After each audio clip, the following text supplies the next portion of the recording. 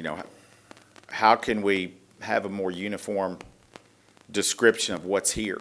And then, you know, what do we need to be, and they can help us. What do you think we need in the community?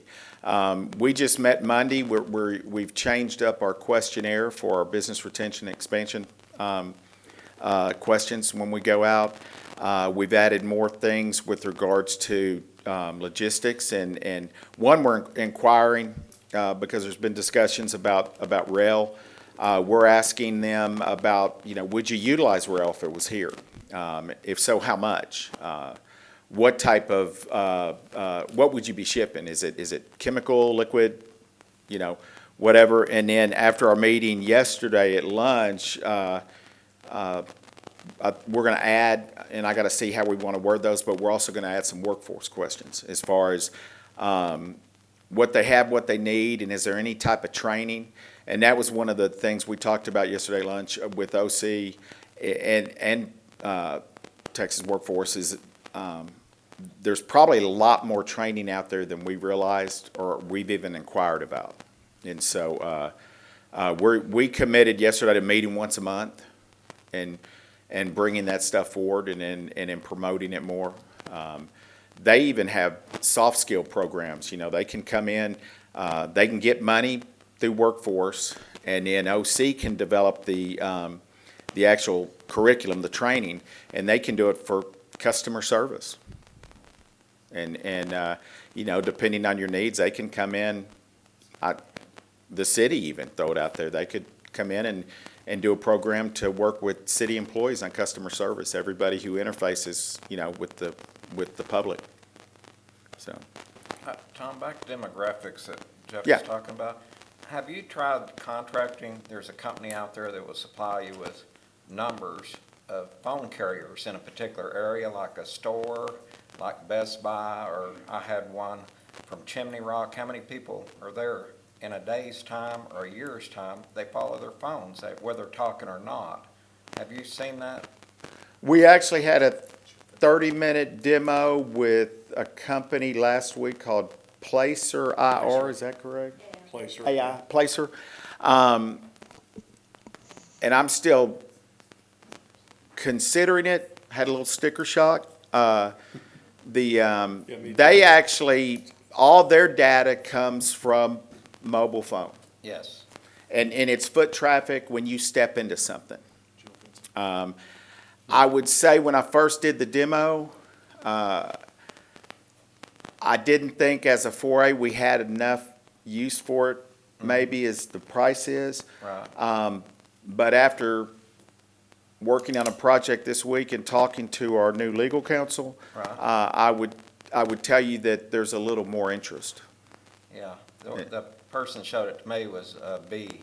They weren't, so they were different than ours, but they use it, so. And they showed me it included Odessa, and it said traffic in some of our stores and areas Yeah. a day, a week, a year, so. Well, and I know tourism has it, and there's a way for us to partner with them at a reduced price. But like I said, I'm still It pretty depends cheap, if so you I've can- got to get over. If you can use information or not, it's phone counts. I need to revisit it in more detail, but that was their biggest thing was it measures your foot traffic utilizing mobile phones. One last question, Tom, just on local business retention and expansion. I know you guys listed like 12 business consultations. Would you or Tracy like to update any of those, or any of those like close to putting in any kind of applications with compliance committee, or do we have any applications in, just out of curiosity? Two, excellent. Yeah.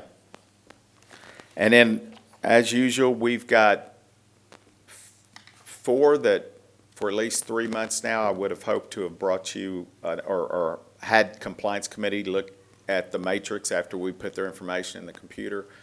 2 of them, I'm about to advise them that they're far enough now in actually their expansion that probably there's no need to apply. I mean, like they're pretty much done. And so that, you know, I think some of them just don't want to tell us they get nervous about submitting financial information. So That's, at least that's kind of in talking to them what I think. Anything else? Any other questions? Okay, thank you, Tom. Okay, thank you. Okay, current media partners, Kristen.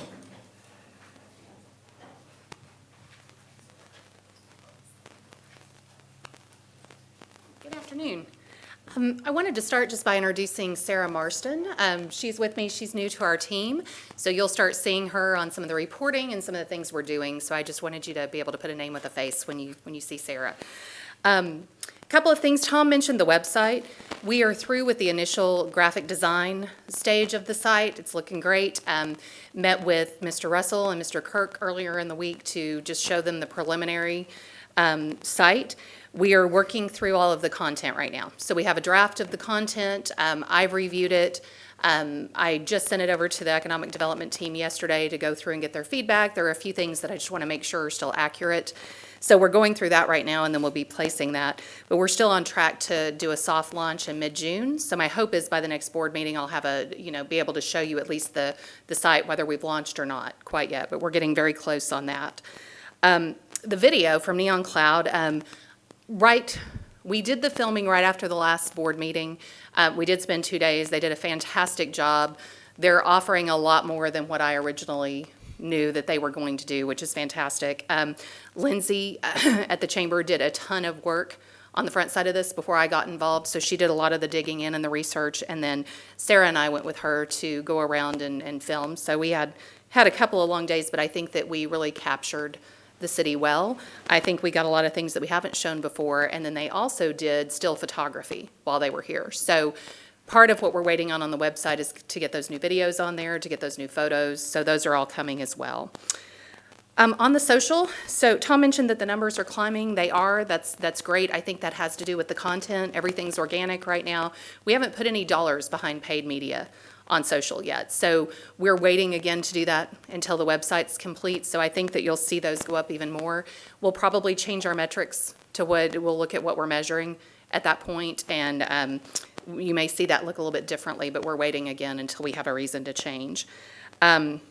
We have done some things that you'll start to see. We've done partner graphics with a lot of the university, the college, the hospital partners, just so that when we have news that comes out about anything good that's happening in Odessa, we have some graphics that kind of combine the new look with their facility.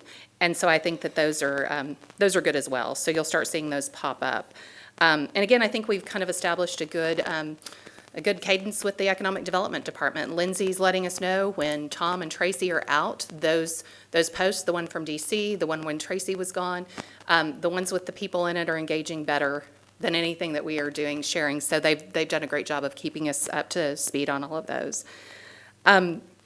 For next month, because we're getting close to the website, we're right now reviewing publications, digital media plans. We'll have a full media plan that we'll present to the advertising committee probably right before this board meeting next month, where we'll set that and we'll go through it so that we can review the plan, still following the budget that was set forth earlier, but just getting a little bit more specific on that. Couple of other things, testimonials. We're about to start shooting a couple of video testimonials just to update some content for the new site, some things we can use on social. We're going to reach out to a lot of our local businesses so that we can talk to some of the people who have been around a while, some of the new ones where we can get that out more. And then we've also talked with the advertising committee about publicizing that more. So as you guys are making decisions, we'll work hard to get that information out quickly. And we're going to start that today. So we'll work on that right away. Outside, we've got a couple of other bigger PR things that we're working with the trade publications with the groundbreaking last month. We're working on a new release to where we can actually go through, get that through all of the processes of a big company that are required. And then once we get approval on that, we'll take those to the trade publications as well. And finally, we are also working on some blogs that we'll get with the Economic Development Department, but we're writing on some topics just to get it started. We've looked at what a lot of the other Economic Development Departments are doing, and we'll start that once the website is live as well. So a couple of the new things coming. And that's what I've got for now, unless there's any questions. I had a thought. Yeah.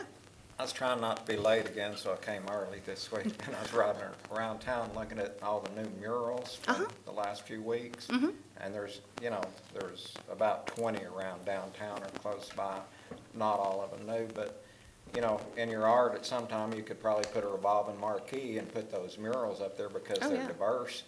Some of them are oil fields, some of them are music, some of them are transportation, and it's just something to break up Yeah. monotony. No, I like that. I Yeah. think we need more of those types of cultural things on the website, just to keep it, I think so. yeah, I like that. Yeah, Yeah. we'll definitely work that in. But it doesn't take but about 20 minutes to drive around and see them all. Yeah, and see 'em. 15, But some Well- of them are very interesting. When we're doing those testimonials, we can pick those up on Sure. video as well. So I think that's a good one as well, for sure. Put that in your inventory. Okay, sounds good, sounds good. Any other questions? Excellent. Thank you, Okay, Christie. thanks. Okay, Black Chamber of Commerce, Dr. Walker.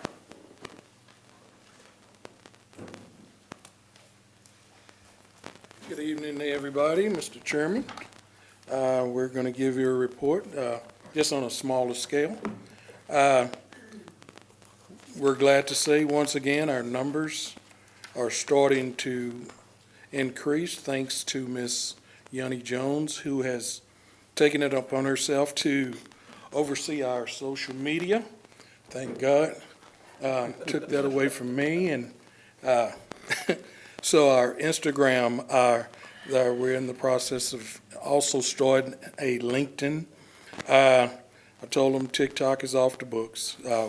We want no parts of that. But our website, our Facebook, all of our social media, and that's pretty much the wave of the future. You have to, and I don't mind saying I'm old school, and they're dragging me with them. So they're bringing me on board and they're educating me so that's a good thing. So I'm glad that I have some people that are real knowledgeable with that help me.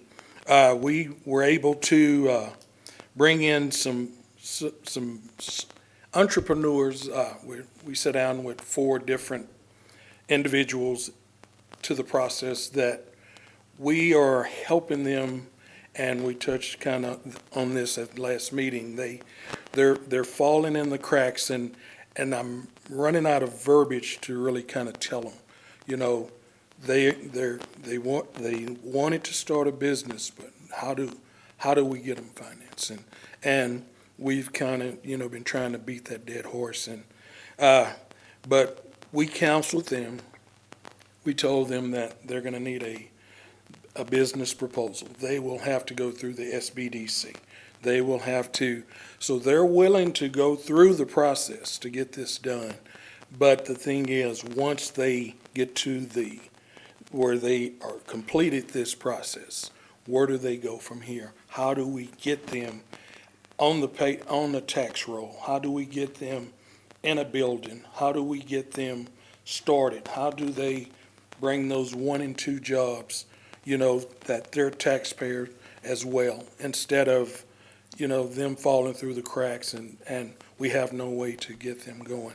So that's just something to ponder. The restaurateur, as a matter of fact, he is one of the gentlemen that has gone through the process. We're going to do something a little different. We're going to have him to bet on himself. We're going to, with Miss Renee's blessings, we are going to have a kind of a taste test. We're going to present him to the community. We're going to have people come in, sample his cuisine, let people see what he has to offer. I told him, I said, the best way to get people's attention is to feed them and let them know what you're all about. So he's willing. We're going to do that on June the 14th. So that's going to be something that, working with Tracy, we kind of came up with that ideal. So I'm hoping that we can get this to go over really well and get some people in to kind of meet this young man and see that he would be a great addition to our community as a business owner and as a taxpayer. We had our workshop, our QuickBooks training. This was This was a free in-person event with the SBDC. We sponsored our community cleanup thing. It went absolutely great. We had somewhere in the neighborhood to 65, 70 volunteers. We even had some of our community people show up on tractors with trailers, and they cleaned houses, yards, lots. We got tires, and I know, and don't quote me on that, tires are not supposed to go in, but we picked up all kinds of debris that kind of cluttered the neighborhood, and once everything was done, everything really looked nice. We had our town hall, our first town hall meeting on the 25th. It went absolutely great. Our leaders, Dr. Murray, Dr. Russell Tippin, Dr. Bolton, Judge Fawcett, very good information. Everybody that was there was very, we're to the point that we're trying to get all of these community people to basically come out and start supporting the city council meetings. So we're trying to get them out of their seats and get them to the meetings. So we thought this would be a great way to reach and kind of bridge the gap, and it worked we did pretty well. We were able to meet on the 14th. We're going to have actually our first blood drive. We're a smaller organization, so we have to be creative in trying to reach out. And we're trying to get people to, because I had members of my family that was affected by cancer and different illnesses to the point where they were hospitalized. So this is something we wanted to try to give back. We're scheduled the blood drive for, this is going to be the 8th of July. We have a sign-in sheet. We are working with Vitalant to try to get them, get their blood stocked and help them out in the community. We're to the point that we're getting ready for our 14th annual golf tournament, and this will be July the 14th, 15th, and this is our scholarship fund. We're getting ready to, we just have a bunch of, as you know, we're adding to our list, and we're trying to stay continuously busy to get people involved.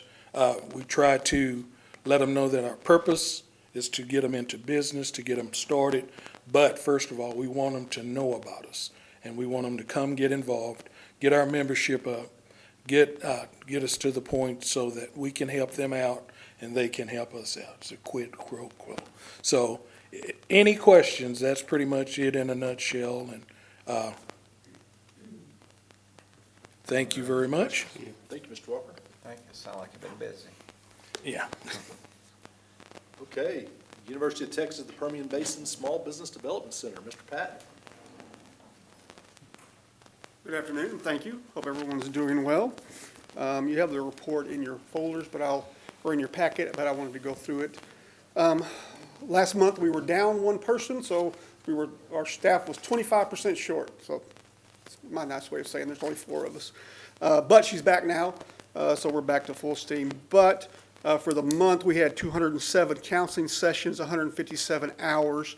We presented 2 seminars. Those were how to create a budget and a QuickBooks seminar. Total of 39 attendees. 26 of those were the QuickBooks workshop. So 26 people sat for 3 hours and listened to QuickBooks. Yeah. 2 new businesses. Both of them were in Odessa. One is a little bistro. The other one is an educational services type company. The total capitalization for the month was $518,131, with $190K of that coming from Odessa. 8.5 total FTEs increased. Most of those are coming from those 2 startups, but also from some other smaller ones who added a person or 2 here and there. So, as far as anything else going on, it's a very busy month. We have a total of 6 workshops this month. 4 of them have already occurred. Those included the SBA awards. We had 2 winners, one from Odessa. We had a business plan workshop, a marketing workshop, and a financial projections workshop. All of those have already happened. I'll report on the total number of attendees next month. We have 2 intellectual property workshops for the remainder of the month. Both of those are partnerships with U.S. Patent and Trademark Office. So those are not just our folks here, those are region-wide. But I think they're important for us to provide those for certain businesses. They need to have that stuff. I was glad to hear you bring up Placer AI.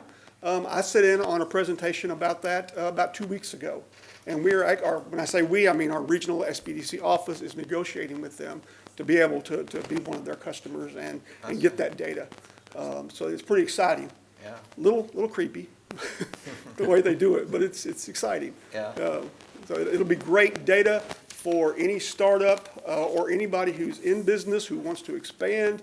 You know, if you have a company in downtown Odessa, you can say, okay, this is my foot traffic. This is how long they stay in my facility. If I was able to expand to this would be my foot traffic. Here's the economic case for it. It's pretty concrete data. I loved it. So I'm a data guy though, so you know, I'm a nerd that way. So if you guys do that with Placer, will that be kind of available to the?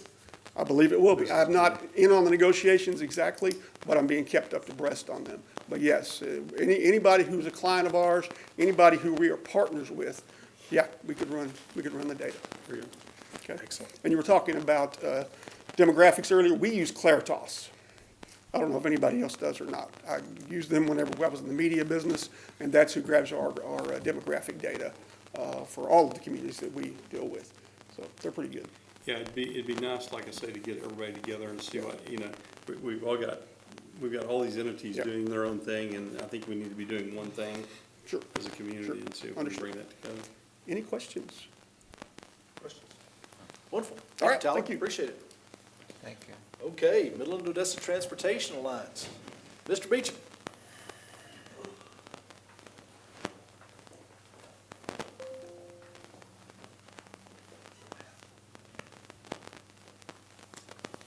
All right. Y'all had mentioned activity a little bit earlier, and that's something we're always kind of looking at this time of the year, getting about August when the Transportation Commission starts handing out additional funding. So we like to talk about high levels of activity in the area. And a couple of things, the page that we're passing around there to you is from the Texas Workforce Commission, and that's their first quarter data for employment. And if you'll notice at the very bottom there, Midland and Odessa lead the state as the highest percentage growth areas. And then if you go into the actual data table there, looking through March of 2023, as opposed to the previous year in annual change, the Midland MSA is up 9,700 and Odessa is up 4,500 as far as employment. And to kind of put it in perspective, we ran some of those numbers, and the biggest increase of daily employment that we've seen previously was probably in around 2018, and we're right up around that same level again right now.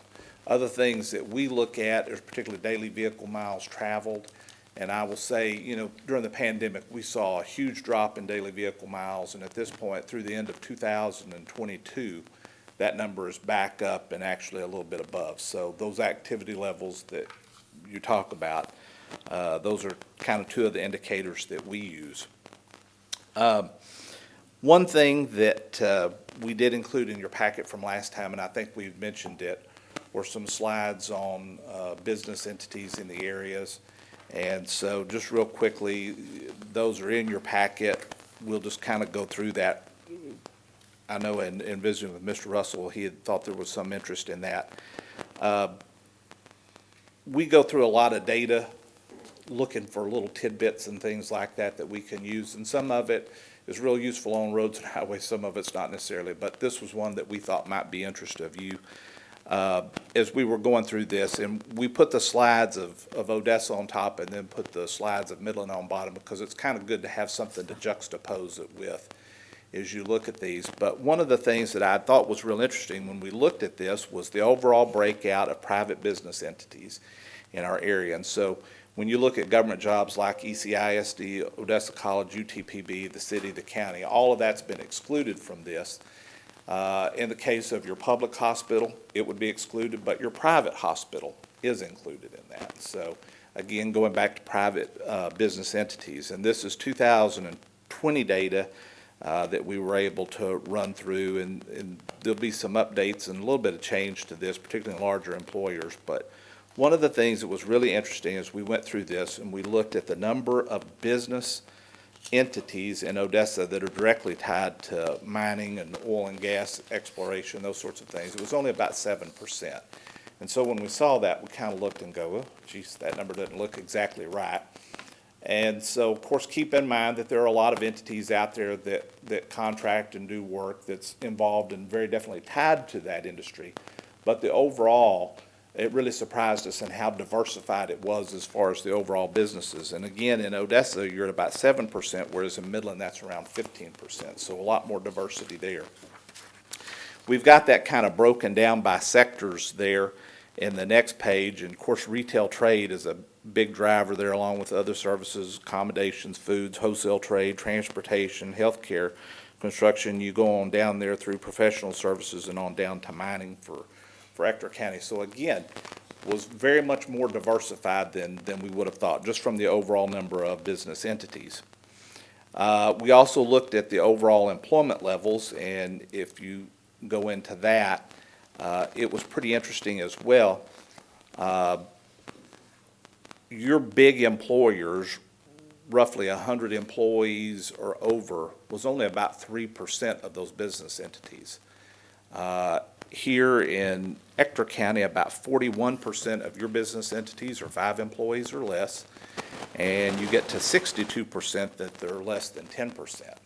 Now, I will say what did kind of surprise us is we went into the Midland side of it, and you know the stereotypes that have always been there about white collar versus blue collar, the big high-rise buildings, all this, that, and the other. Actually, under 10 in Midland was 67%, so they even had a higher percentage of their businesses. And again, as we look at it, it's something, I mean, as people who've lived here for a long time, you're aware of this, you know, used to a welder would work for a company. Now they're essentially their own little business entity. A truck driver is their own independent business as well. And so again, it goes back to those smaller businesses. Even our larger companies out there today, especially larger oil and gas companies, contract with a primary contractor who then contracts with subcontractors. And so again, there was really a lot of impetus to small business that really kind of surprised us there. As you got to payroll, on the other hand, now that's where it all comes back around, that the oil and gas industry and that side of the sector certainly swamps everybody else. Oddly enough, in the case of Ector County, it wasn't too bad. Your construction is next on the list. It's not far behind, as well as healthcare and wholesale trade sectors. Now, in the case of Midland, you can see there's a lot less diversity there in overall payroll sides of it. The other thing that was a little bit interesting is you got past that one is you looked at the number of employees by sector. In the case of Ector County, mining, exploration, that sort of thing was third on the list, but you again had your retail trade and accommodations up above that, healthcare again just right below it. And again, so you kind of look at that juxtaposed to Midland. There was a lot more diversity in your businesses and even in your employment here in Ector County. And I know that's something you always look at, talk about, and strive to. And again, also the importance of small business in that perspective as well. So again, we just kind of wanted to go through that real briefly. And unless you have any questions about it, I mean, we'll just kind of let that stand where it's at. But again, we just thought it was sort of interesting from an economic development standpoint. Great information. You know, you shared a statistic with me yesterday I thought was interesting as we were talking about some work that was going on I-20. And then I'd have you touch on what you said, I think. That well, now, if I say anything about I-20 yesterday, I just want to, for the record, to note that my mother didn't have anything to do with tearing up those 2 overpasses, despite some of the Facebook comments that we have received on that. She didn't know anything about that project, so. Well, you mentioned traffic as it enters Midland from the east and how it increases going through Midland, Odessa, and then fades back off. Could you touch on some of that information you gave me? I thought it was very interesting. Sure. Well, I think the part that Peg for you there was the traffic counts out on I-20, which range anywhere from 50 to 70,000 through Midland and Odessa. They're very, very high there. You have a higher traffic counts on both sides. Of course, it goes down significantly outside the Midland and Odessa area. But you're still looking at 20 to 30,000 cars on either side then going on out. And really that stretches from about Big Spring back over to Pecos. There is a map that's the 2021 Texas congestion map. And what I will tell you is the only red outside of the I-35 corridor or the eastern side of the state going into Houston is in Midland and Odessa, and it's on the interstate, which is part of the reason looking at the 6 lanes as opposed to the 2. But the other only significant congestion point is entirely along the I-20 corridor, and it's an orange line instead of the red line, but goes all the way, again, from Pecos back over to Big Spring coming through our area. Roughly, on what we know as far as through traffic, like looking at El Paso to Dallas, there's probably somewhere between 7,000 and 8,000 trucks a day that go through here that are completely through traffic.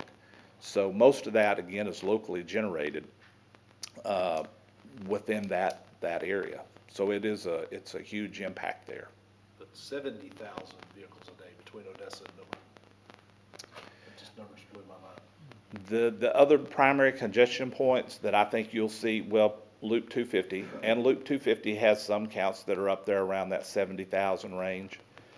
The other big one is 191, and I say 191, of course, that continues in here to Odessa's 42nd Street, and that's got a whole host of issues there, but they're projecting massive growth on 191 probably over the next 10 years.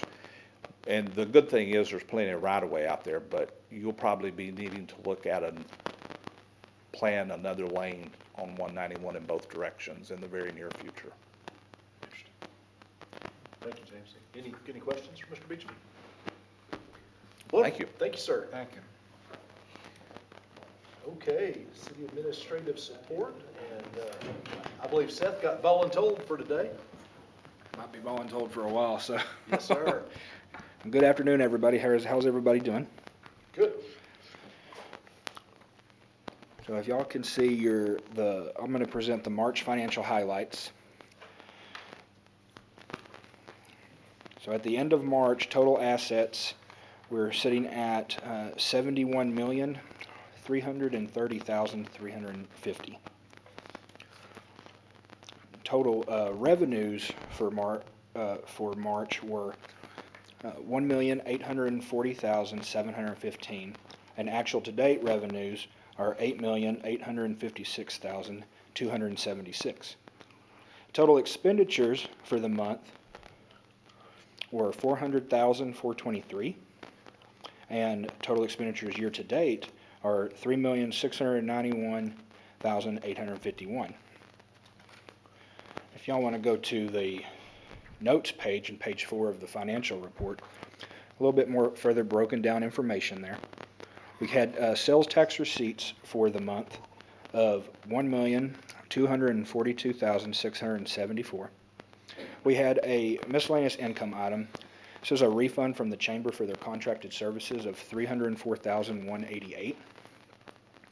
Under B there, changes in fair value and interest. Under our government pools, we had $217,666. Under CDs and CEDARS, we had $3,846. Savings and money markets was $11,643. And our accrued interest for our municipal bonds was $17,398. There was no accrued interest received or purchased under C. And our changes in fair value, we had a gain of $43,300. And as you can see there, our expenditures are $400,423 for the month of March. Seth, quick question. I see. Yes, sir. You get changes in fair value and interest under B, and then changes in fair value for March. What's the difference between, what is D? I see the change in fair value would be our, our market value for our government pool, CDs and all that, but what is the changes in fair values on D? That is the direct gain or loss that's represented from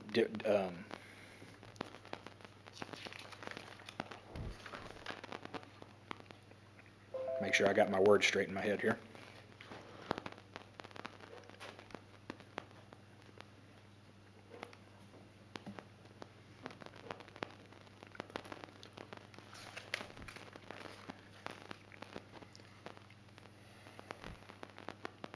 Mr. Crowe, I believe this is the change that's allocated across the city pool that's there entirely.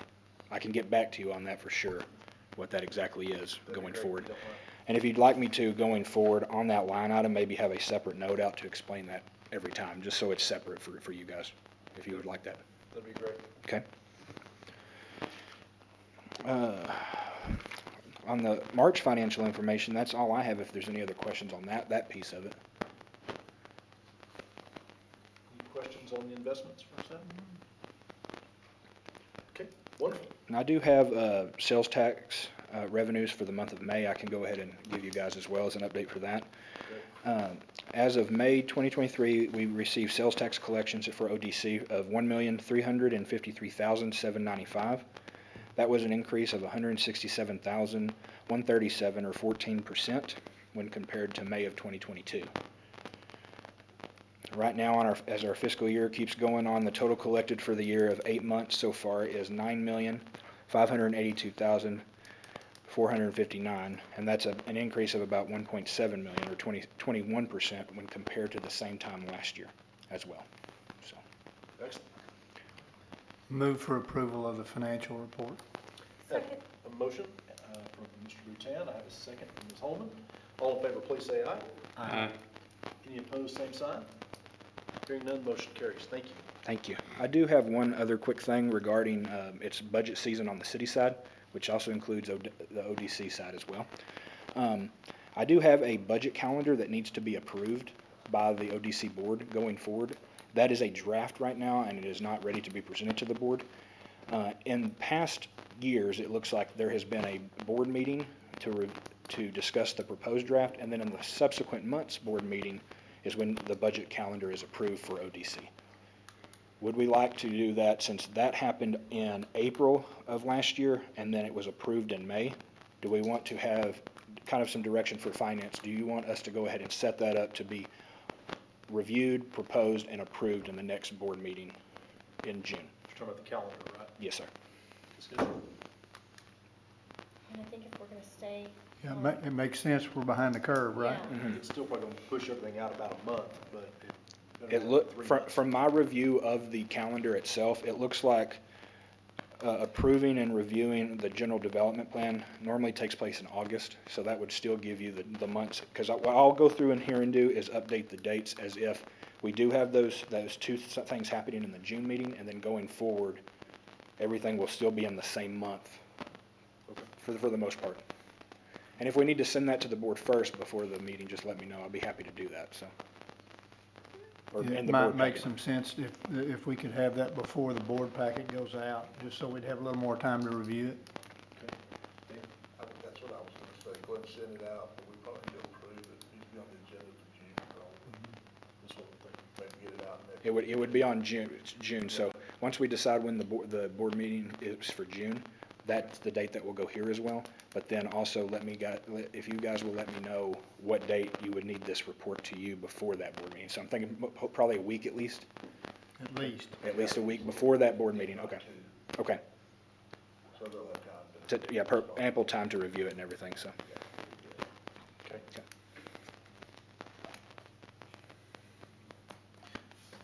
Okay. Any Any questions for me on that? Okay. All right, you, thank sir. y'all. Appreciate it. Okay, item 6, ODC committee and officers reports. Partnership did not meet. Tracy, or do we need to get something on the calendar? I think we're trying to move that back to quarterly, correct? Be good to have something in June then. Can we send out some invitations for that? Thank you, ma'am. You actually have a lot of power with that in your position, so we prefer to do I think it's been a lunch on Thursdays. And I know at least one Thursday in June you're out. If you want to let us know what a good Thursday is, you can do that and we'll follow your lead on availability. sounds good. Okay, I'll get with you guys then on that. That sounds fantastic. My recollection was that you had two entities that didn't have any participants, and so that might be one of the things that you want to, try to get as far out in advance as you can, get it on everybody's calendar. Yeah, agreed. Thank you, David. Okay, Tax Incentive Committee? Met via email. Tracy, weren't you the one who emailed that out? Yeah, met via email. Did you get much participation? So actually, we got, I think, more participation via email. Okay. I don't know that everybody copied everyone, which No, is they fine didn't, with me. yeah, but we had a quorum. But yeah, we met and voted to approve those, Yeah, there were two two. abatements. Yeah, there weren't any issues with either one of the abatements. No non-compliance. So they were approved. Excellent. Okay, and then we got the little update on the Advertising Committee. Did you want to touch on that, Jeff, anything? No, we did, as Christie said, we met, she walked us through the new website design. It's looking really sharp.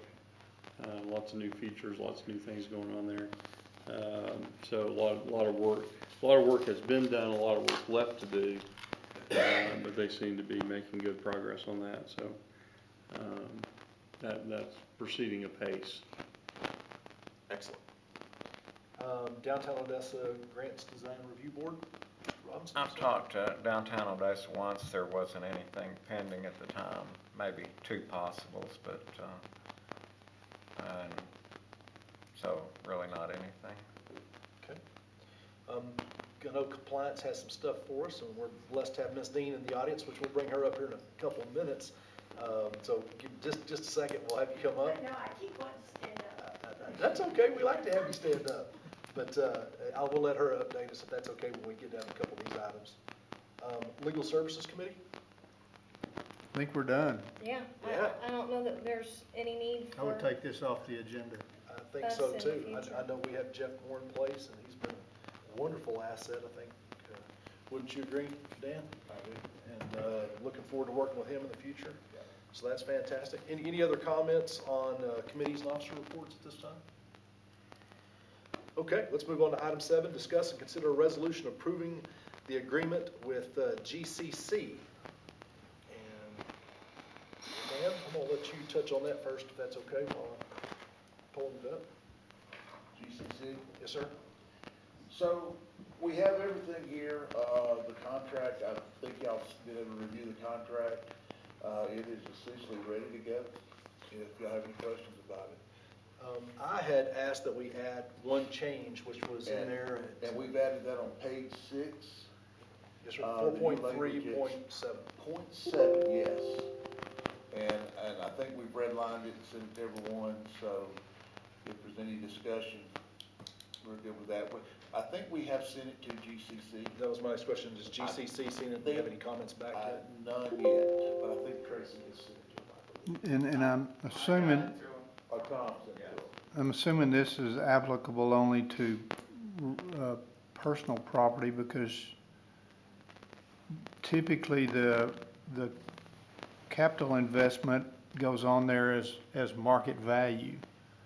That's, the appraised value is, what is it worth on that date? So this is value of capital investment, but I would think it would be a personal property capital investment.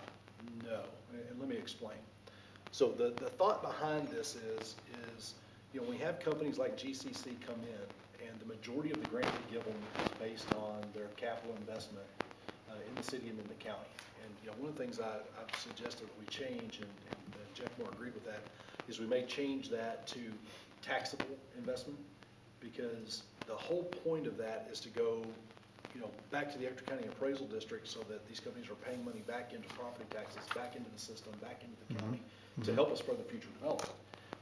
As well as that takes a lot of the burden off of our residential property tax holders when they do what they're supposed to.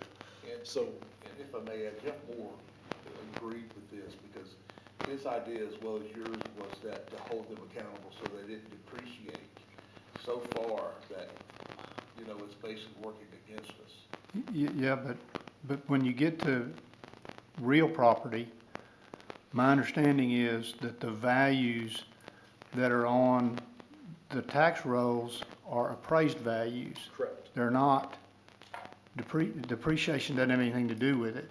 I mean, they may argue that, you know, a portion of the building may not be worth as much or something like that, but it's based on market value. So I think the use of depreciation in here doesn't make sense to me. Well, let me explain You that, because, depreciate the equipment, the Yeah. capital Yeah. equipment, that, I understand that. right, and so one of the reasons I put the wording in there for depreciated, you know, any depreciated values of the Ector County Appraisal District will be deemed as just and fair by the ODC. Because we don't want to get involved in, you know, setting values, that's the appraisal district's job. And as long as the appraisal district agrees, if on, whether it be plant, property, equipment, land, anything, and I see your point, whatever the appraisal district sets it as, we're good with that. Yeah, We just don't want the company dictating Yeah. to the Yeah. appraisal district or to us based on a grant. Yeah, I get it. What I the mean, values are. if a business wants to challenge the appraised value, they have the right to do that. They have a But- right to but I challenge think the the- appraised I think value of the land, usage of- buildings or equipment. Yeah, but I think the use of depreciation here doesn't make sense to me. I mean, we're talking apples and oranges, I think. I mean, if we were talking about just personal property, then I get it. But if we're talking about real property, then it's not applicable. You might want to put some language in there that says that they can't challenge the appraised value below, you know, what the expectation was or something like that. But to me, this doesn't read right. It doesn't match up with I don't think it matches up with the reality of what you're trying to accomplish. I Because understand, there are different circumstances with regard to personal property and and real property. I understand company agrees to a preset depreciation schedule for the ad valorem tax value of this equipment, which maybe we need to make equipment a defined term. But when we get to any depreciated values of the Ector County Appraisal District, do we mean any appraised values Yes, by the district instead of depreciated values? correct. So here's the rub, I guess, is because it talks based mostly on the taxable property value of capital investment. Well, there's two types of capital investment. There's personal property and there's real property. And I think you just need to distinguish because they're handled in two different ways. And I agree with what you're trying to accomplish. I just don't think this Right. does it So exactly we the need to way be you want it. talking, it sounds like we need to be talking a lot more in terms of taxable value, because that's what we're interested in. Yes. And we don't care how we get there, Correct. just so long we've got the taxable value there. Right. So is there some wording, Dan, that we could, You know, for me, it's just that, you know, whatever we base our grant on. And sometimes it's on equipment like this, sometimes it's on land, sometimes it's on buildings. But, you know, in the majority of cases, what we find is yes, we'll give a grant based on what they think they're gonna put into it and build, and that's what we do our audits on, And is they what give they us spent. receipts and they Correct. prove up their investment, But the but very then they, next year, they go say, into the oh, appraisal it's not review good. board You say, no, no, and no. argue the values of all of that down to a fraction of what we gave our grant on. So that's the whole purpose of this, is to try to, Yeah. let's keep that concentric. My prediction is they'll be sending an email back wanting to change this, so when we'll cross that bridge when we get there. so, I suggest. so we want, it sounds like what we want to do is maybe wordsmith this a little bit to get to that taxable value. Expectation. Yeah, there you go. I would Did suggest, that- if we're gonna reference ad valorem tax value of this equipment, I think we need to be precise, and it needs to tie Yeah. to, Yeah, and that's fine in Something this that's contract, defined. that's what we're talking about. and then where it says any, and it says depreciated values of the Ector County Appraisal District will be deemed as just and fair. Any I'm not sure assessed if the- value, I think what we're. I think There you go. we're talking about the assessed value or the appraised value rather than the depreciated value. I like that. David, does that address your, Yeah, I think that might get there.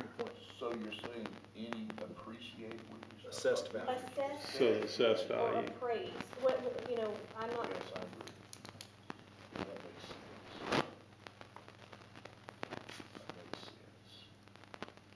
sense. we're saying, we're gonna tell them what they're allowed, how they're allowed to depreciate it for property tax purposes. You They're know, not gonna depreciate it more quickly than that. the simple way to do this, maybe then, rather than get into depreciation schedules or whatnot, is just to say that the assessed values cannot be less than the expectation, or, you know, I don't, in reference, in the other part of the contract, what are they gonna have to invest? Regardless of whether it's equipment or whether it just can't drop down below that. X number.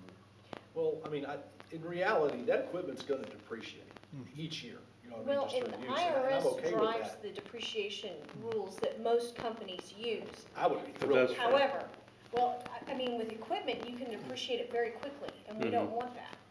Well, in most cases, don't they really stretch it out for 10, 15, 20 years? We need to talk to No. Peggy, not on Not equipment. anymore. Yes, you'd be a good, On There's equipment, all you kinds of depreciate as accelerated fast as depreciation. you Okay. can. okay.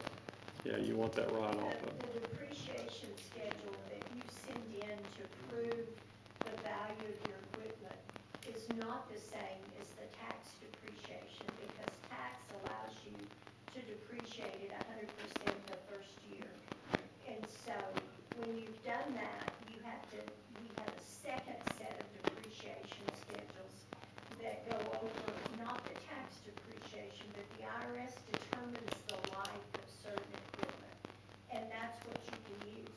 But equipment does depreciate every year. I mean, no matter what Yep. schedule you're using, it's not, particularly if it's things like lathes and, you know, things that have a lot of hours on them. So it's not really fair, I don't think, to say that the equipment cannot depreciate Yeah. over the Right. period. Yeah. Yeah. And that's and not I what wanna we're make attempting sure- to do. We just want to make sure that, you know, we don't give a grant based on a $400 million taxable piece of equipment, and they go in the very first year and say, oh, no, this isn't worth any more than $100 million, Right. which is essentially Yeah, what normally and happens. I want to make sure that we kind of stay away from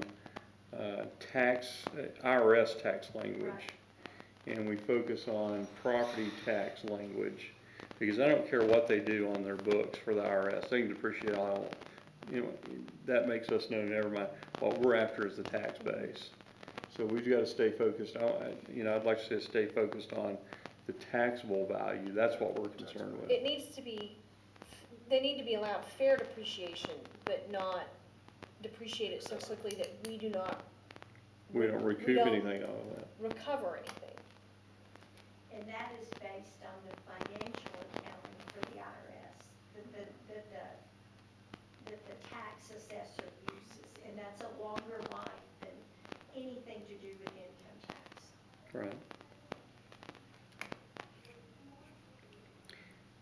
I think it just needs some work. We may need to work on that a little bit more to make sure we get where we want to be, because I agree with you, we don't.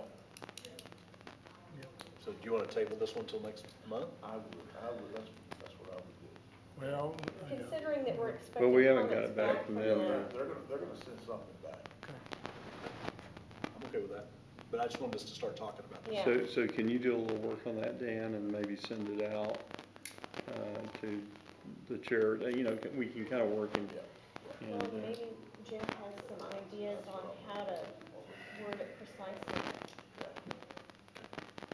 maybe we can work that out with GCC before the next meeting, kind of get their, okay. Can I go ahead and get a motion to table item 7? So moved. Motion from Ms. Holman, second. Second. Second from Mr. Russell. All in favor, please say aye. Aye. Any opposed? Hearing none, motion carries. Item number 8, discuss and consider a resolution approving a red line agreement with Border States Industries. So I spoke to Stephen Well today, and he has some things that he really wants to add in here. And one of the things is that he basically wants, upon the completion of the full investment, he wants the payment of 1/2 of the total grant to be paid, the full investment payment.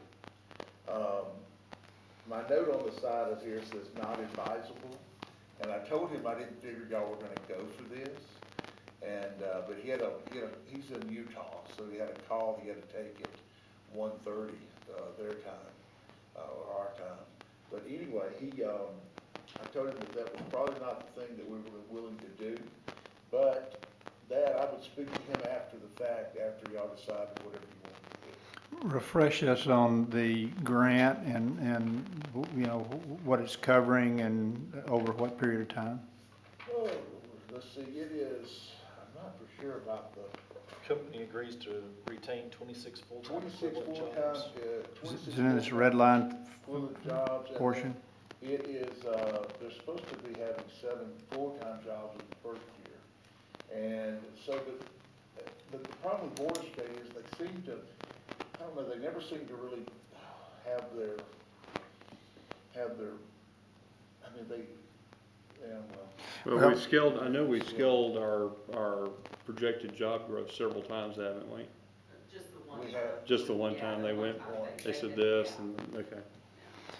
Well, if he wants the grant funds paid after 2 years, I would not be in favor of that because we want them to maintain the investment in payroll and whatever for 5 years at minimum. That's our practice. I mean, that's, I think that's a our non-starter. practice is for these to be spread out over 5 years. Yep.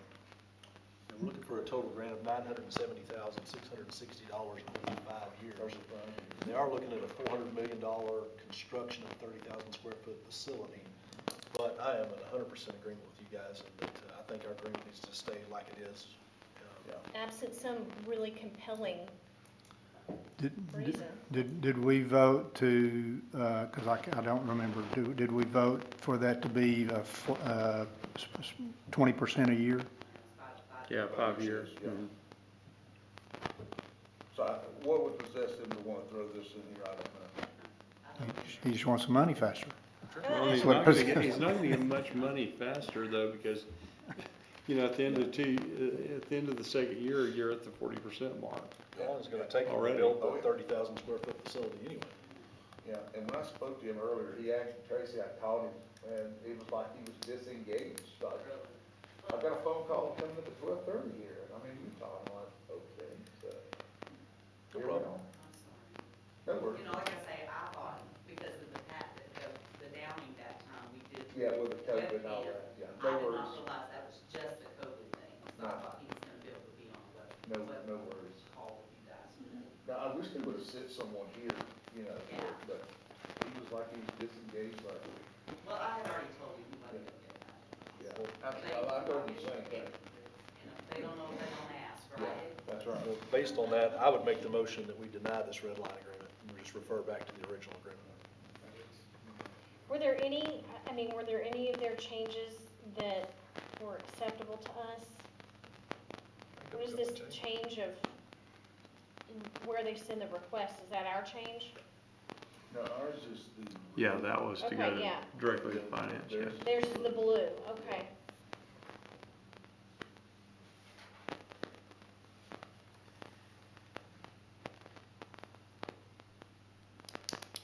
I mean, I do understand his point in 2.21, where he talks about contractors.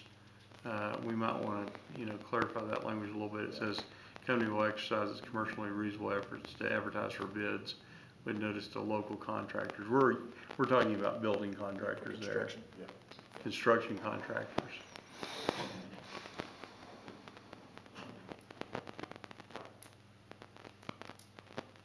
So do we have a motion on the table, Chairman, did you make a motion? I didn't.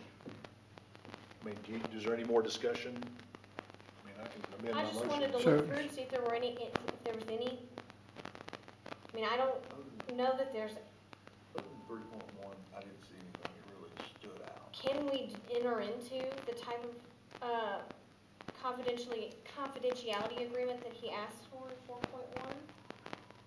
Looks like he's also want to change kind of the effective date to, because we've got within 18 months of the effective date of the agreement, and I think he's wanting to push it out to 18 months within the effective date of construction, is that right? Or after construction?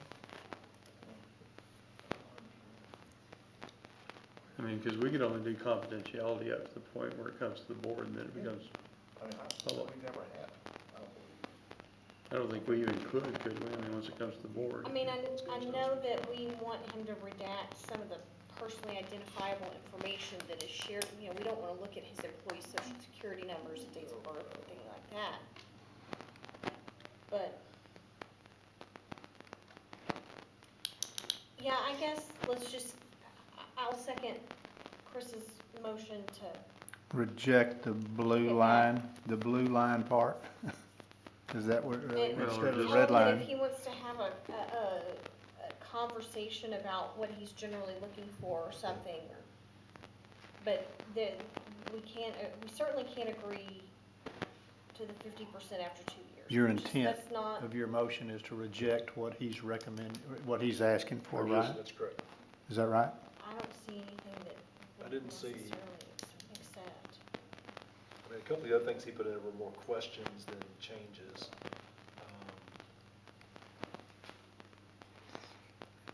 Yeah, he mentioned a change of, half after construction, so.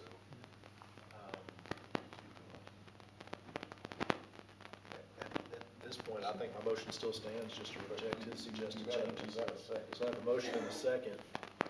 All in favor, please say aye. Aye. Any opposed? Hearing none, motion carries. Item number 9, discuss and consider agreement with Standard Industrial Manufacturing with the Honorable Ms. Peggy Dean. Come explain.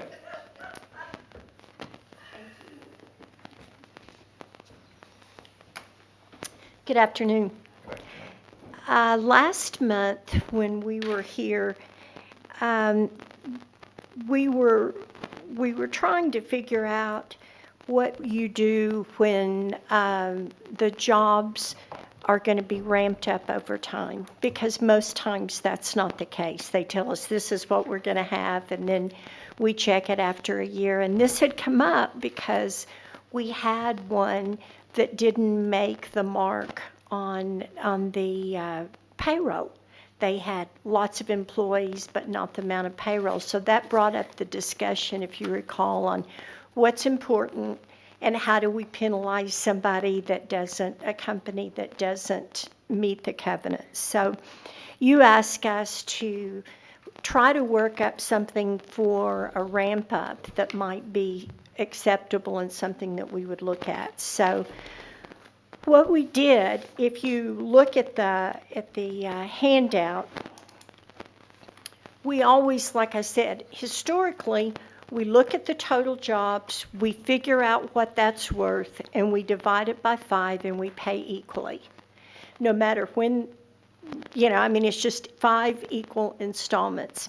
So with the way that I set this up to start with is still on that premise. Now that I'm going to tell you a second idea that Mr. Harry approached, and then we took what he wanted to do and we kind of changed it a little bit. But so if you look on this first page, this is the $900,551 after we go through all the gyrations would be what this grant would be worth. And we took each year what it would be worth and took that into the 5 equal payments. So we calculated each year's new jobs, what they're adding each year as an additional amount. So for instance, they get something for the retention. And then if you look on page 3, if you go over 3 pages, you'll see the new jobs year 1, they're thinking they're going to add 10. And so that would be a funding level of $249,000 over 5 years. So the question becomes, what if they don't do 10? That's what created this whole thing. What if they don't do? So I went through an exercise. If you look at the very back, I don't think the full compliance that I did was on here, but if you look at the very back, you would say that they were projected to do 249 for it. their base level, their payroll was projected at the 249, which created a $49,815 amount for year 2 for just those 10 new jobs. So you've got the retention, and then you've got what they were going to do in year 2. And then I did a little exercise, and they did 88% of the number of jobs. I just said, let's say that they didn't hire one mechanic. And so what it amounts to is that they would have done 89%. So we would then pay them 89% for year 2 for that piece of the ramp up, okay? Because there's actually 5 years with different amounts. Now, in doing that, you're penalizing them for that year, and then the next year, if you look down on year 2, I'm saying, okay, in year 2, they did everything that they were supposed to do for year 1. Those 10 jobs are still there. But they only did 79% in year 2, and that was basically changing one employee. So they would only qualify for $20,728 or 79% in year 2. But they would qualify now for 100% for the year 1. We're not saying that we go back and pay them for what they didn't do in year 1, but from this point on, then they would qualify for what the year 2 job, the 10 jobs in year 2. Does that make sense? Are you with me? Okay. So that was just an exercise to show you that we could penalize them. We've got a pretty easy way to penalize them for not meeting the covenants in any given year. Now the question then becomes, because we've always looked at these as a whole project divided by 5 years, 5 equal payments, okay? In this projection, the only thing that would affect the 1/5 payment would be if they didn't do what they were supposed to, okay? The years that have not happened yet, we're still assuming that they're going to do that because it's a total project. And so they're getting credit for a year that has not happened, which is the way we've always done that in terms of the 1/5, 1/5, 1/5 of the total thing. Now, if you look at that, then you would come up with paying them $900,000 if each year they did what they had said. In other words, year 1, they added the 10 jobs and had that payroll. Year 2, they added 5. Year 3, they added 3. Year 4, 3. And year 5, 1. But we would still be looking every year. We'd be looking at what they were supposed to add that year, but we still would be testing the previous years and giving them credit for the years to come. Okay? That's the way I had in my mind that we would look at that. And that gives them the equal amount, except for any adjustments for things they don't do, over 5 years. They know what the number is. That may be less than they need in the beginning and more that they need in the end, but that's our protection, that they did everything that they were supposed to do under the contract. All right? That's one way. That's what Tracy and I had in our minds that should happen. Tim Harry had called and he said, I don't think we need to pay anything for the years that haven't happened. We just look at the year we're in and any previous, and if it hadn't happened, we don't pay anything for it. So he had done a calculation, and I think you agreed that your calculation wasn't right. Yeah, I think my original calculation was a lot lower than 900,000. Right. But it was the way it basically, if you only got credit for 1/5 of the amount in the year that it happened. So what we did then is we took Tim's theory and we went back and said, okay, assuming they do everything, okay, so year 1, they have the retention and they would have the $49,000 for the jobs that were added. They would get nothing for what was going to happen in the future. So their amount then would be $107,629 in year one. At the end of year two, then you would add what they were going to do. You guys don't have that. I'm telling you in theory how it would work because I wanted you to know basically the difference in the way the money's paid out. We're talking about the same amount of money. We're talking about whether we want to pay it out equally or if we want to pay it out. If we pay it out equally and then we penalize them for what they don't do, but we are paying them for things that haven't happened yet on the one that I gave you, okay? On this one, in year three, the $96,000 that is over here on this other matrix that I gave you for the jobs added in year three, instead of that being paid out over 5 years, it would be paid out a third in year 3, 4, and 5. If you look at the $104,000 in year 4, instead of that being paid out over 5 years, that would be paid out at $52,000 in year 4 and $52,000 in year 5. So you see what's happening. We're paying the total over the remaining years left, but we're not prepaying anything that hasn't happened. Now, the difference in that, I want you to know, because it kind of I see the logic behind that, but that means that in year 1, they would get $107,000. In year 2, they'd get $140,000. In year 3, they'd get $172,000. In year 4, they'd get $224,000. And in year 5, they'd get $255,000, as opposed to the 5 equal payments. It's the same $900,000, only it's paid out in different amounts. That goes a little bit against what we have normally done because we felt like up front people need, we're usually paying money up front that we know they haven't necessarily earned.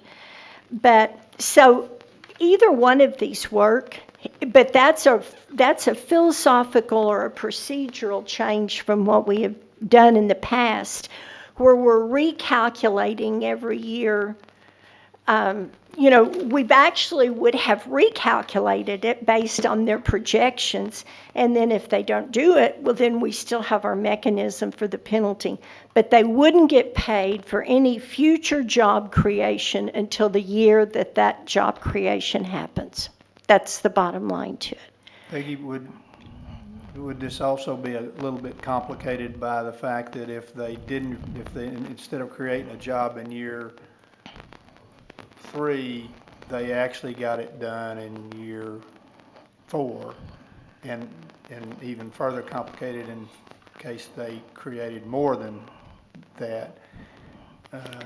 Yeah, So I mean, if it, I don't think philosophically I think if this is the exception to the rule whereby we're looking at jobs that are ramped up over time, I guess I don't have a problem with it, but it's further complicated by the fact that if they don't do this in the same year that's projected, then, you're going to have to,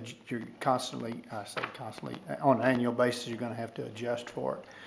The other thing is, in this particular case, they're creating 75% of the new jobs in the first 2 years. right. So, are we making a big deal about, much ado, and I don't want to use the word nothing because it's not nothing. I don't misunderstand me, anybody that's listening.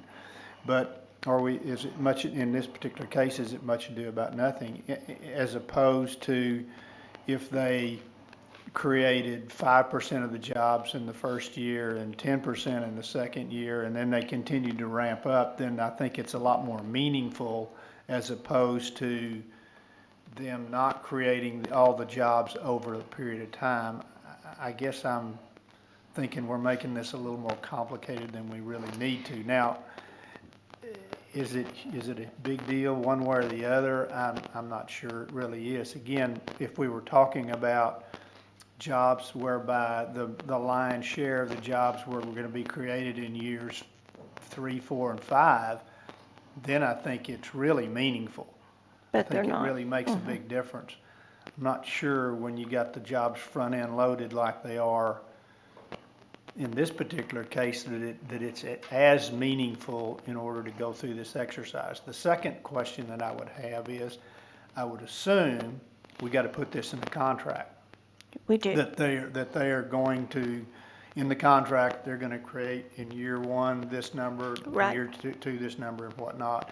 And that they're going to be, then we've got to write the language that's going to compensate them from a grant perspective.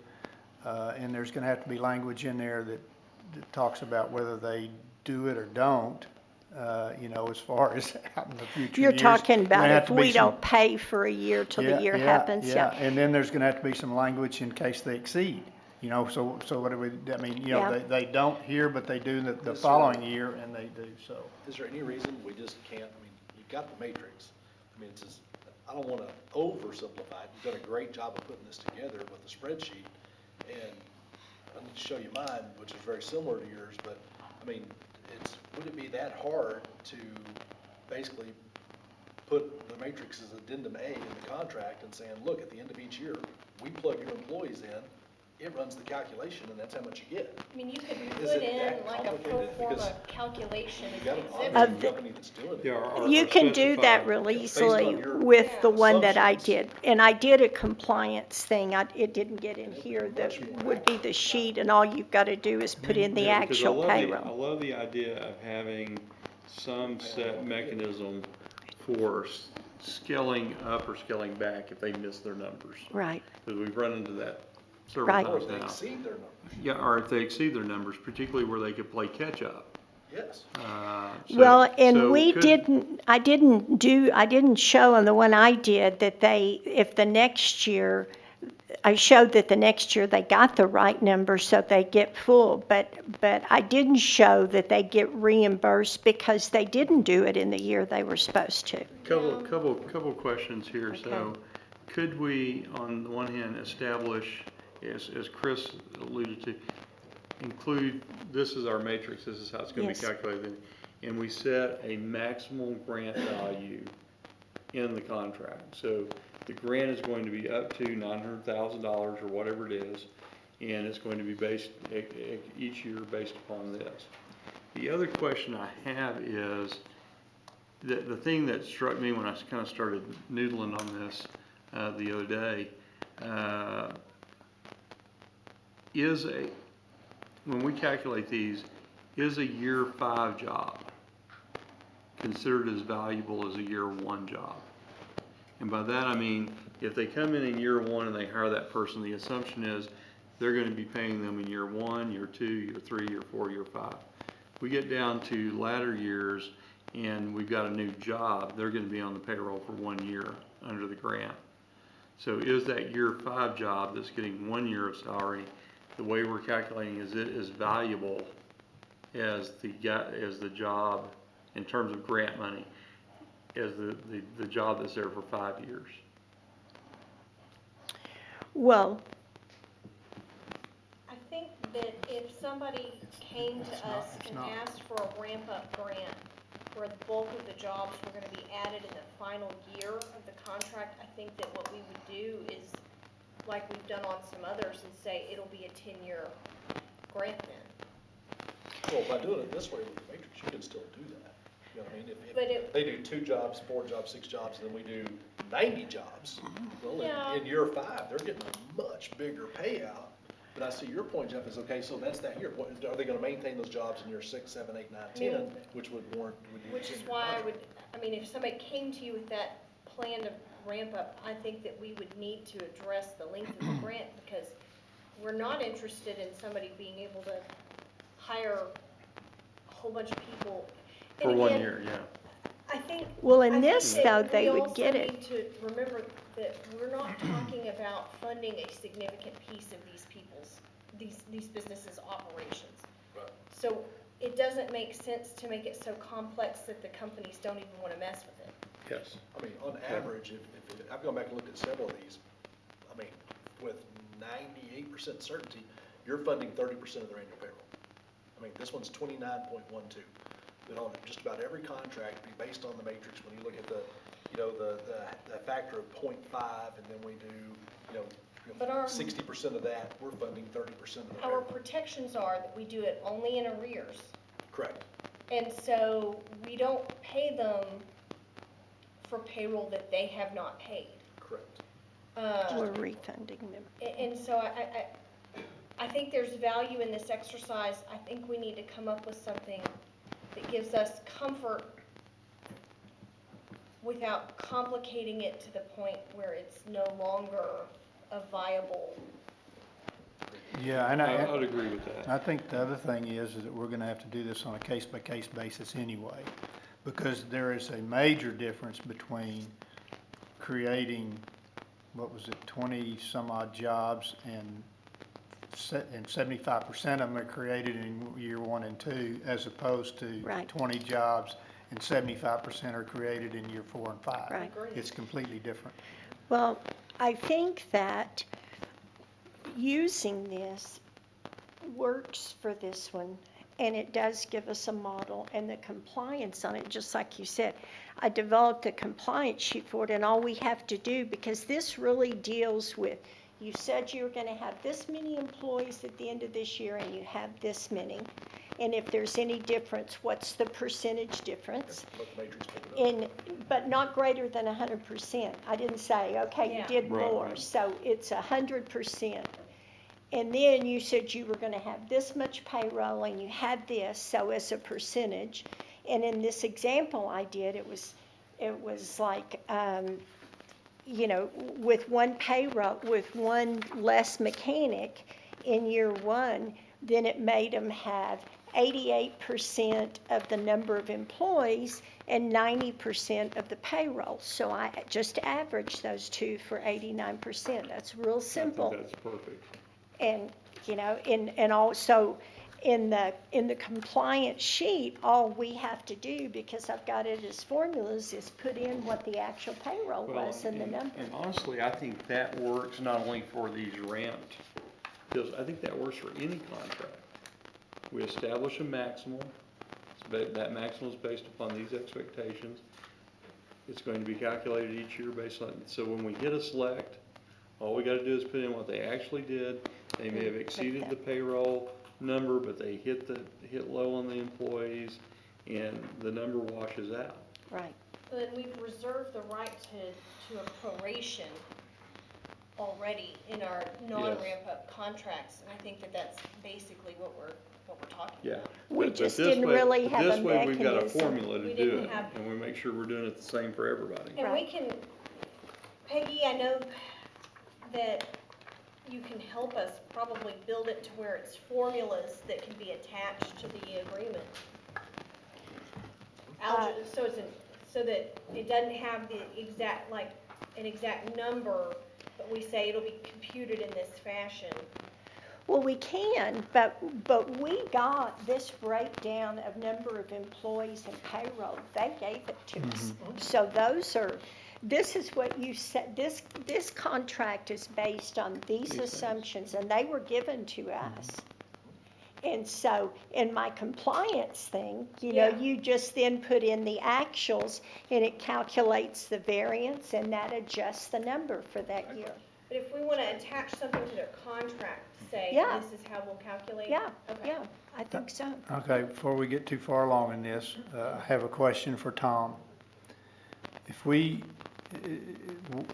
is this gonna put us at a competitive disadvantage now with regard to future grants, competition, if you will, for expanding businesses and relocating businesses? Do you envision any issues?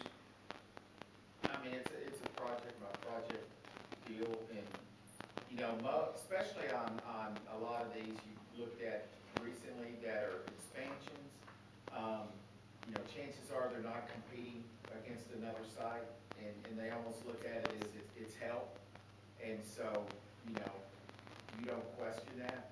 Now, there's some that come in and they want a lot on the front end, or something like that, and we tell them how we normally do. It's a 5-year deal, it's paid in arrears. Unless there was an option for them them to, you know, with the request and put out their justification to approach the board. I mean, y'all can do really anything you want. Well, Will there be a disadvantage on a certain project 3 months from now? Yeah, certainly there could be. well, yeah, and because if, we don't want to lose sight of what we're trying to accomplish here. The reason that we're making these decisions on grants is because we want to retain jobs. We want businesses to expand here in Odessa. We want to relocate businesses to Odessa. And under the economic development business as it stands today, it's a competitive business, and we don't want to put ourselves inadvertently put ourselves at a competitive disadvantage. That's the reason I asked the question. Well, But I think- really, David, this is not doing anything that we haven't done. This is taking the number, dividing it by 5. Yeah. But, just a second. Okay. But what it is doing is putting a mechanism in place on what happens if you don't comply on a ramp up. Yeah, but here's the point. I would tell you that there are other communities out there that are probably saying, we'll give you the same amount of money and we'll give you the money up front. Oh, well, All of it up front. That happens. but we haven't done that anyway. I understand that, but that's what the I gotcha. the business is. I just want to make sure that we're not straying far to an area where we put ourselves at a competitive disadvantage, you know, because I'm not against this. Don't misunderstand me. I just want to make sure we're calculating everything that we need to calculate in order to make a good decision. Well, this matrix does, it would look exactly the same. It's taking the total, dividing by 5. All it did was put a mechanism in place that if they don't do what they said, there is some penalty in that year only. And we were already kind of doing that. Yeah. You know, and I like the fact that we can build a catch-up factor in there. You hit a little short this year, you exceeded next year, you get to catch up on your payments. Okay, because I didn't put that, Yeah, I that's didn't not build that built in, into but you this. want that in. But I think we can, from everything that I would I've like to seen. see that. I'd like to see that where if they get behind, they can't exceed the total grant amount, $900,000 or whatever. But if they exceed, if they, man, you know, Miss a year and business make it could up the explodes next. and they, I mean, I don't even really philosophically have a problem with the fact that, you know, they said, okay, hey, we're basing a grant on 10 employees. They land a huge contract and they get 50 employees in the first year to go ahead and give them their money up to the maximum of the grant, because that. Not pay out over 5 years? I take an Because issue they're with that. already getting the maximum And grant. the reason I take an issue with that is that part of our duty is to ensure that these are jobs that persist. I can help Point with that. taken. And so, They Point have taken. prospective orders of $3.5 million of machines. Machinists gotta run, they bring them here, they gotta have machinists, so, I mean, that should, you know, soften. We went with just the FTEs on this, the other part is, were complicated, but with their larger building, and originally they were talking about 1.5 in machines, but it grew to 3.5 is what they've got projected, 3.5 on the books to order. They're not ordered, they're not invoiced, but they are projected to order in recent time, in near future. So I think that might soften the stand on, you know, on this overall. And I still would like, I do think it would be fair, though, to give them a chance to catch up. To If you catch fall up. behind, And that you could can be. catch up.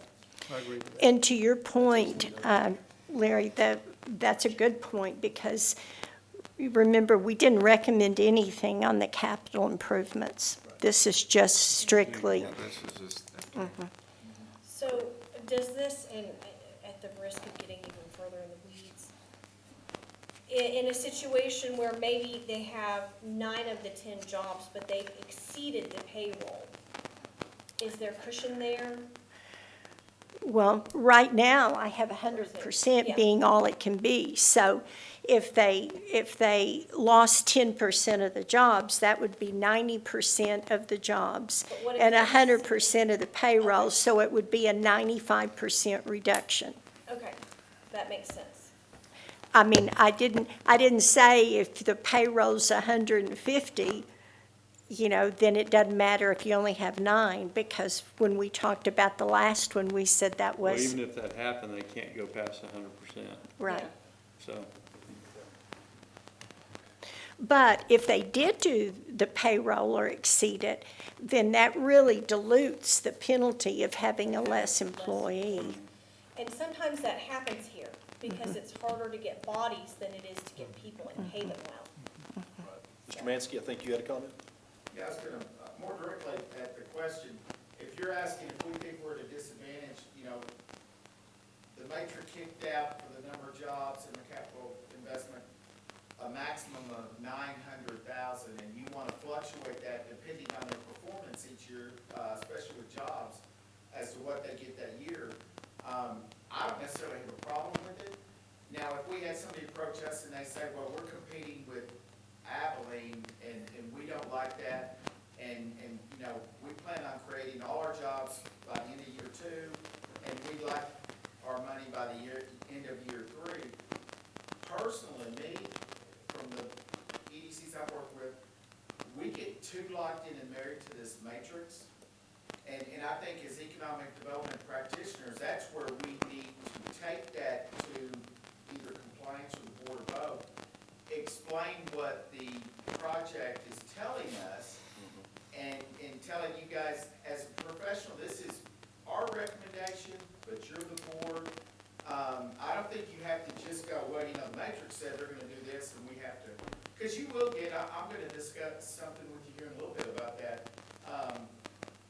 A lot of them we bring in, the majority are kind of standard expansions. We're gonna do this and spend this much money, and when we do the matrix and compliance gives a recommendation, they're just happy to get support. But there are those that say, look, we like Odessa, we can come here, but we have 3 other cities that are wanting to throw that money up sooner. And then that's where or you as leadership, we will inform you and answer any questions you may have, and then you may have to make a decision outside of the matrix. But we've always reserved the right to do that as a board anyway, to fluctuate and pivot and move and make those decisions, so. And I think that's good to know, because what happens is we get stuck, and our attorneys will tell us, well, if you're not going to do it this way, then you've got other people that you did do it this way with, and are they going to be? But really what we're saying is every deal is its own deal. This is a guideline, right? Yes, that's exactly right. All this is a guideline, so, yes, ma'am. So let's circle back then and say for this contract for standard industrial manufacturing, I think what we've talked about is basically taking the matrix that Peggy's created, with this spreadsheet, and being able to put that in as an addendum and say, look, here, based on the numbers you've given us, this is the grant you're looking at. But it gives us the ability to pivot. And add the catch-up piece. Yep. Because I don't have that built in. So can I go ahead and get a motion, like an amended motion based on that, to take this, let's add the catch-up piece, and not to exceed the total grant amount of 900,000, sorry. Yeah, 900,551. Is that agreeable to everyone? Discussion? I'll make that motion. Okay, I have a motion from Ms. Holman. Second from Mr. Robinson. All in favor, please say aye. Aye. Any opposed? Hearing none, motion carries. We'll get that to you.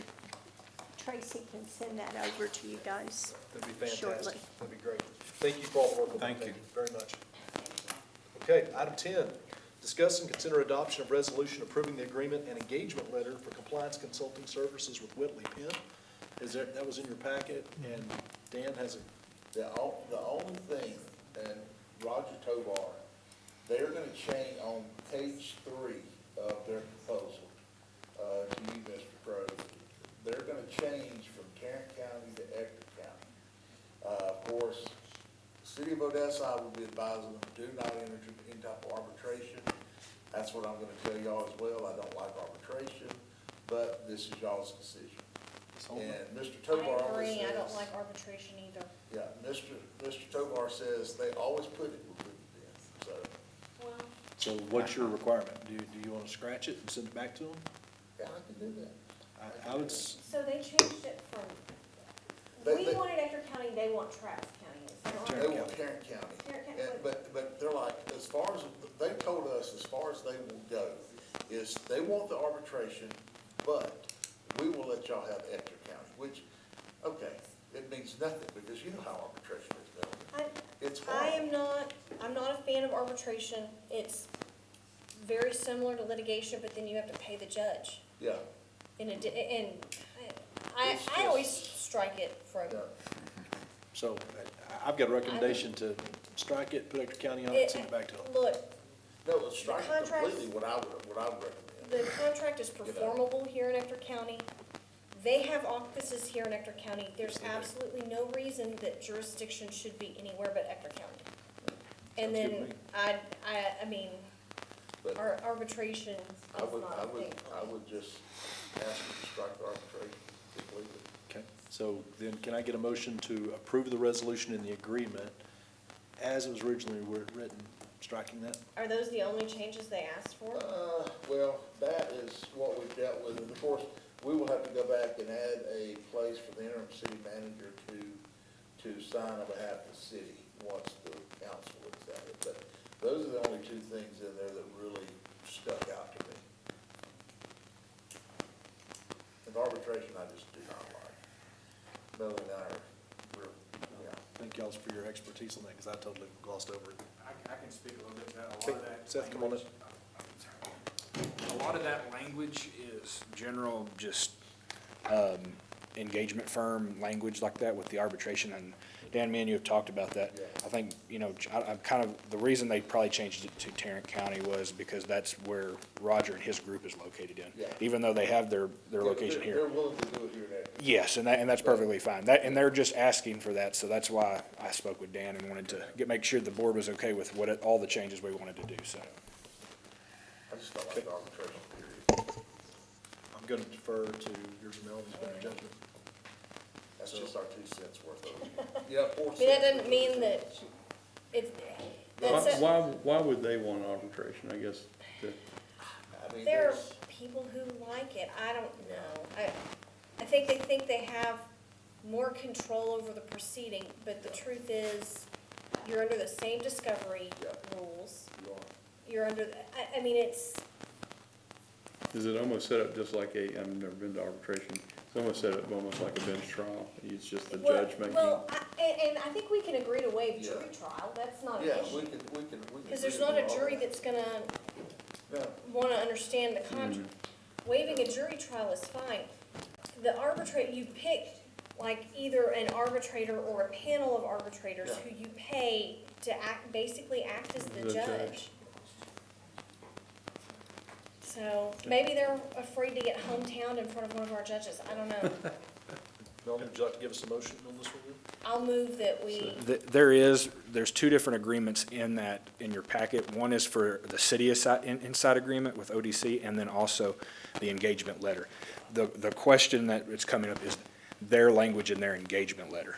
yeah, that's what I was pointing to. Page 3, yeah.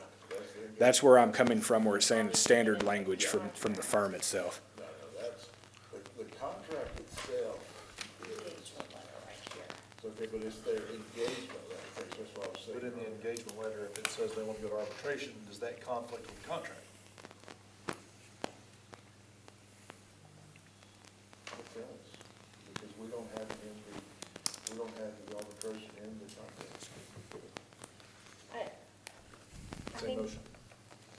we want Ector County and we don't want arbitration. Yeah. If they say that's an absolute deal breaker, bring it back to the board and let them decide. Yeah. If that's worth breaking the deal over. I mean, I don't think it will be. I think they'll be fine. They're ready to start planning out their next few months of work, so they need that contract first before it's So done. I think we have a motion for the engagement letter and the contract to match with Ector County, and no arbitration. And waiver of jury trial if that appeases them in some way. Add waiver of jury trial. Second. Have a motion from Ms. Holman, have a second from Mr. Rutan. All in favor, please say aye. Aye. Any opposed? Hearing none, motion carries. Thank you, Seth. Thank you, Melanie. Thank you, Dan.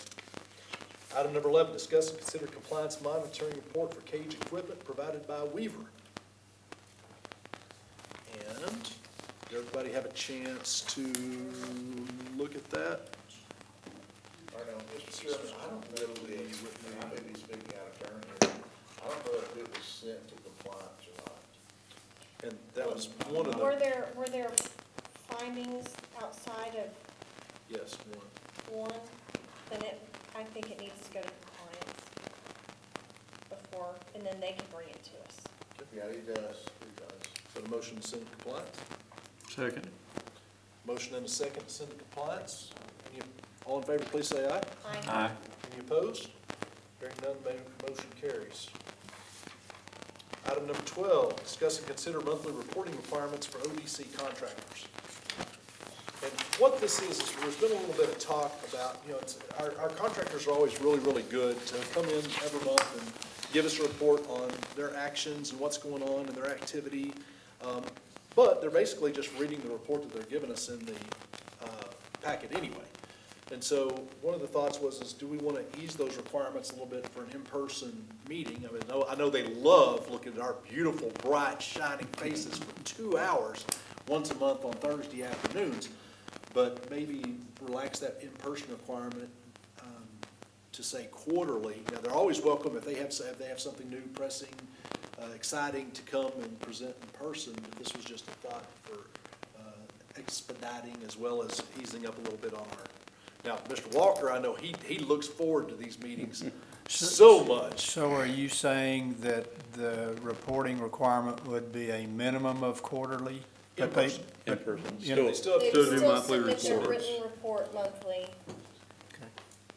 And all this is just discussion. So, Well, if it gets us out of here in less than 2 hours, then I move. Because I would second Melanie's motion. okay. Monthly written reports, quarterly in person, with the option of anytime they want to come, if they've got something pressing, they certainly welcome to come. Any more discussion? I have a motion and a second. I'll second it. Okay, Mr. Robinson, all in favor, please say aye. I, Any opposed? Just if you guys need to come though, you're gonna need to let Pro or Dan know or something so we can get it on the agenda. Excellent. Okay, so item 13, the board may recess into executive session in compliance with section 551.001 of the Texas Government Code. So today, in accordance with section 551.087, we're going to adjourn into executive session briefly for deliberation regarding economic development negotiations. If you'd like to stick around, feel free. If not, we're going to adjourn for just a little bit, and we'll be right back. You need a motion. Oh, I'm sorry, thank you. Can I get a motion to adjourn into executive? I'd make the Thank you, motion. Dan. Motion, Mr. Russell? Second. Second, Mr. Robinson. All in favor, please say aye. Aye. Okay, at this second, we're going to adjourn into executive. Thank you. I mean, we're on hour 3 now. It's I don't get to bill anybody for this. Dan told me you looked forward to these meetings every month. I know. This is all I like your ability. It's like I need at least 5 hours a month, you know? Oh, To aggravate her,